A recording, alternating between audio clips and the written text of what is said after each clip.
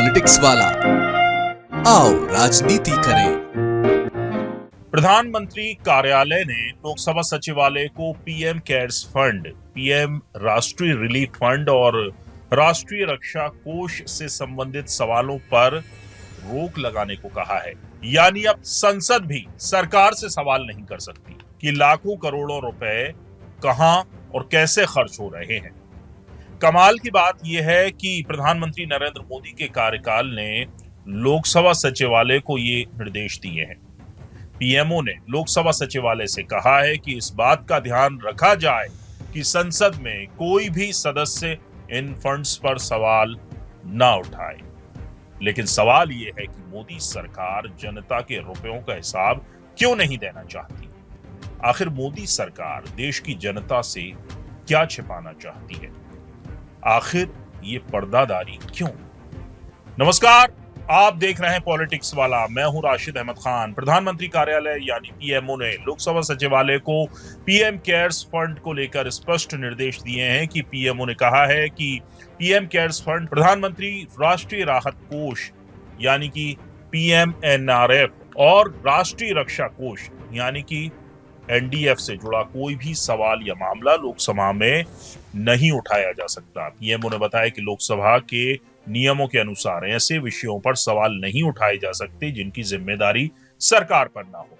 प्रधानमंत्री कार्यालय ने खासतौर पर लोकसभा के नियम 41/2/8 और 41/2/7 का हवाला दिया है। नियमों में कहा गया है कि सवाल ऐसे विषय पर नहीं होना चाहिए जिससे भारत सरकार का प्राथमिक सरोकार ना हो या ऐसे संगठनों व्यक्तियों से जुड़े हों जिनकी जवाबदेही सीधे सरकार पर ना हो।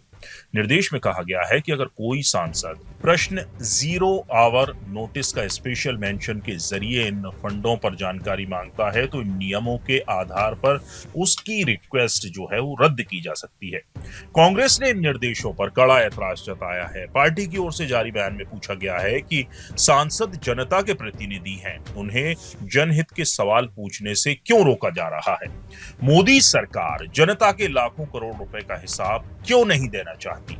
क्या अब देश की संसद नरेंद्र मोदी की मनमर्जी से चलेगी? कांग्रेस ने यह पूछा है।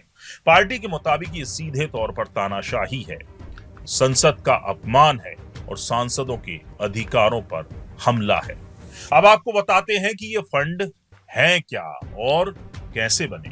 सबसे पहले पीएम केयर्स फंड। ये फंड 27 मार्च 2020 को कोविड-19 महामारी के दौरान शुरू किया गया था। ये एक पब्लिक चैरिटेबल ट्रस्ट है जो इमरजेंसी में मदद के लिए दान इकट्ठा करता है। इसका registration trust deed registration act 1908 के तहत हुआ। 2022-23 के अंत तक इसमें करीब 6,283 करोड़ रुपए थे।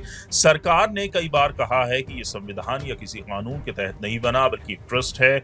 इसमें प्रधानमंत्री और कुछ मंत्री ट्रस्टी हैं, लेकिन ये आरटीआई के दायरे में नहीं आता।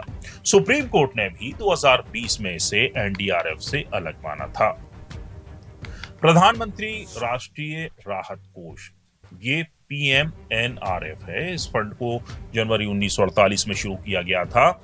शुरुआत में पाकिस्तान से आए विस्थापित लोगों की मदद के लिए था। अब ये प्राकृतिक आपदाओं जैसे बाढ़, चक्रवात, भूकंप, बड़े हादसों, दंगों आदि में मारे गए लोगों के परिवारों को तुरंत राहत देने के लिए इस्तेमाल होता है।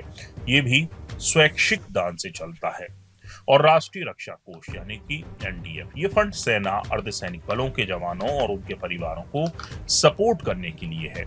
इसे एक कमेटी चलाती है जिसमें प्रधानमंत्री अध्यक्ष और रक्षा, वित्त, गृह मंत्री सदस्य होते हैं। यह भी मुख्य रूप से दान पर आधारित है। पीएम केयर्स फंड की शुरुआत से ही पारदर्शिता पर सवाल उठ रहे हैं। कई लोग कहते हैं कि इतने बड़े फंड पर संसद या कैग ऑडिट क्यों नहीं होता। 2020 में सुप्रीम कोर्ट ने एनडीआरएफ में ट्रांसफर की मांग ठुकरा दी थी। पीएसयू कंपनियों से भी बड़े दान आए थे, लेकिन सरकार का रुख हमेशा यही रहा है कि सरकारी फंड नहीं बल्कि चैरिटेबल ट्रस्ट है। और अब तो सरकार ने इस पर सवाल उठाने पर ही रोक लगा दी है, तो सारा माजरा ही अब खत्म हो जाता है। बहरहाल पूरा वीडियो देखने के लिए शुक्रिया। आप भी इस खबर पर, इस मुद्दे पर अपनी राय कमेंट कर हमें दे सकते हैं। वीडियो पसंद आया हो तो लाइक कीजिए, शेयर कीजिए और हमारे चैनल पॉलिटिक्स वाला को सब्सक्राइब जरूर कीजिए। नमस्कार।